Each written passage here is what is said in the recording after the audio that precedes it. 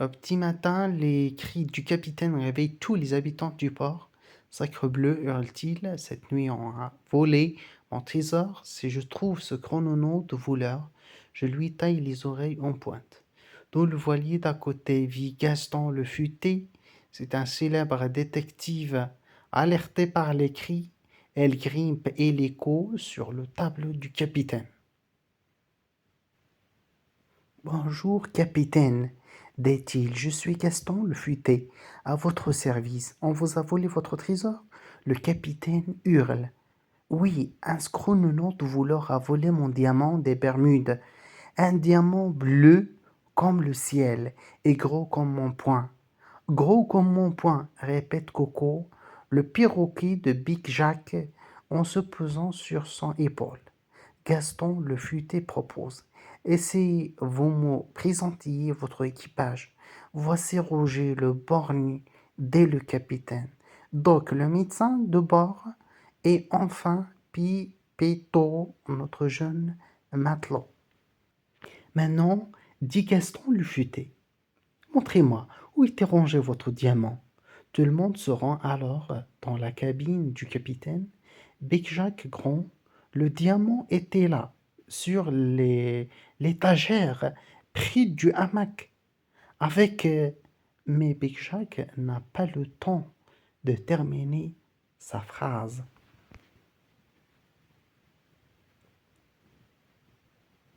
Bom, une trappe s'ouvre sous les pieds de Doc, le médecin qui tombe au fond de la cale.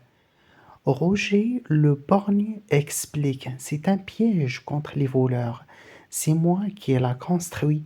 Gaston le futé demande, comment se fait-il que le voleur ne soit pas tombé dedans cette nuit? Big Jacques grommelle, c'est étrange en effet. Gaston le futé explique, c'est sans doute parce que le voleur savait que ce piège existait. Qui d'autre était au courant du piège? Moi parbleu, répond Big Jack, mais aussi Roger le borgne qui l'a fabriqué. Le pupito, mon matelot, soudain toc toc. Coco tape sur la porte avec son bec. Non, dingue-nous. Où veux-tu aller, Coco? Demande le capitaine. Je crois qu'il veut sortir, répond Roger le borgne, en lui ouvrant la porte. Gaston le futé lui a remarqué quelque chose. Elle demande, qu'est-ce que c'est que ça? Gaston le futé poursuit, j'ai déjà vu ce tissu quelque part. Pépito hurle, Big Jack, ton t-shirt est déchiré. C'est donc toi le voleur, avec mon sabre. Je vais te découper en rondelles. Qu'y es-tu venu faire hier dans ma cabine? Mais capitaine, bafoui Pépito, je suis venu pour apporter votre thé. Vous étiez fâché contre Coucou, qui s'était envolé avec votre tisseur. J'ai filé pour éviter votre colère, et mon t-shirt s'est pris dans le sabre. C'est vrai, dit Big Jack dépité, j'avais oublié.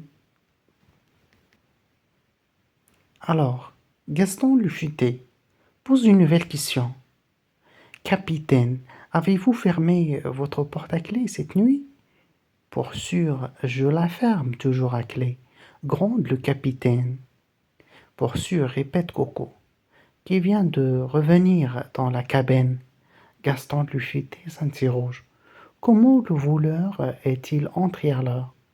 Sans doute avait-il aussi une clé. Conclut le capitaine.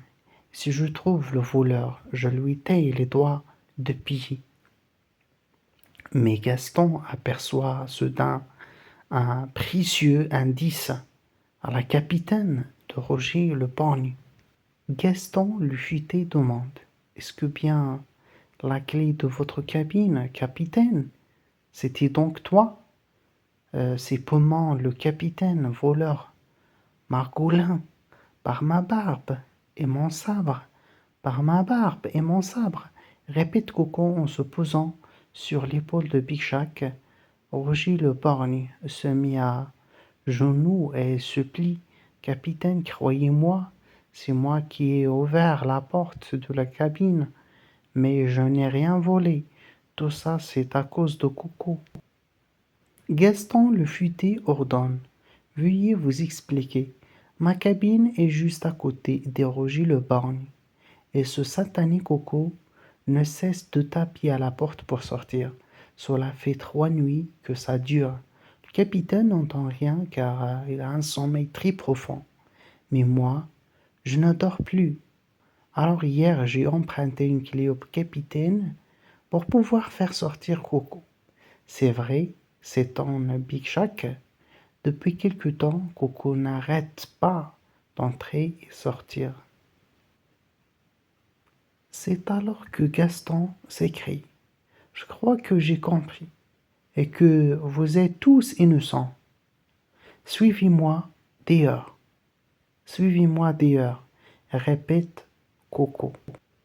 Aussitôt dehors, Coco s'envole en haut du mât. Gaston lui fait des demandes. Est-ce que Coco va souvent là-haut?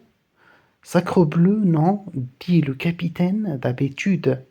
Elle passe ses journées sur mon épaule. Alors, dit Gaston, allons voir ce qu'elle nous cache. Et elle grimpe jusqu'au haut du mât.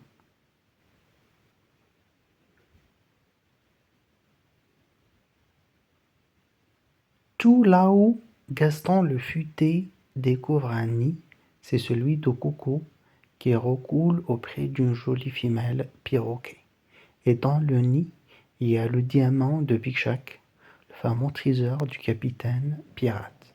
Le voleur est un perroquet amoureux, explique Gaston, qui est redescendu.